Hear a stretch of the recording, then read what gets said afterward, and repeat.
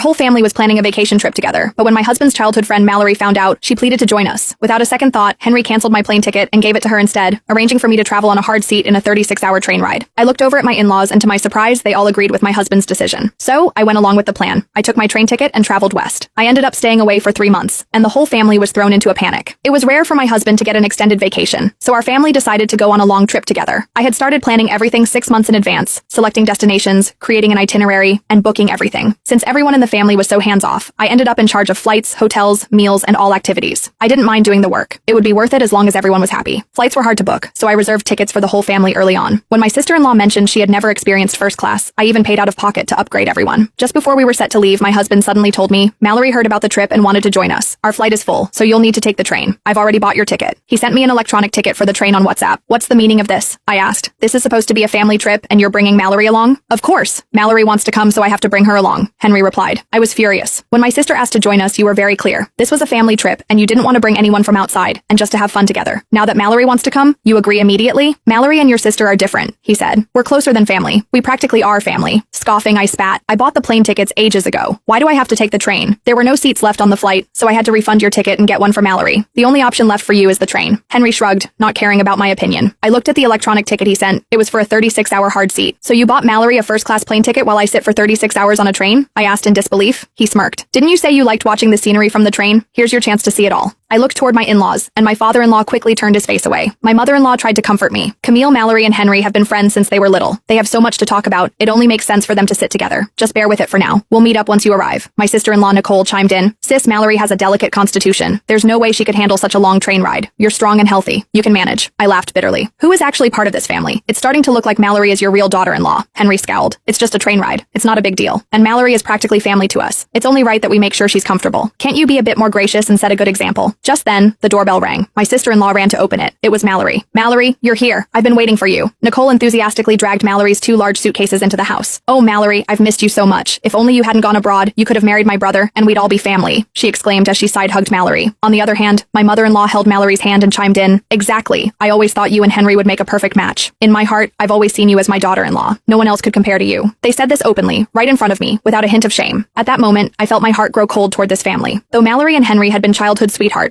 when the Baker family fell on hard times, she left the country without hesitation. It was me who helped the Baker family repay $500,000 debt, and out of gratitude, Henry married me. I had given so much to this family. My parents-in-law weren't in great health, and I'd been caring for Nicole since she was 10, handling everything from cooking and laundry to picking her up from school, helping with her homework, and attending her parent-teacher meetings. Now she was 15, and I had essentially raised her for 5 years. Though I was only her sister-in-law, I felt more like her mother.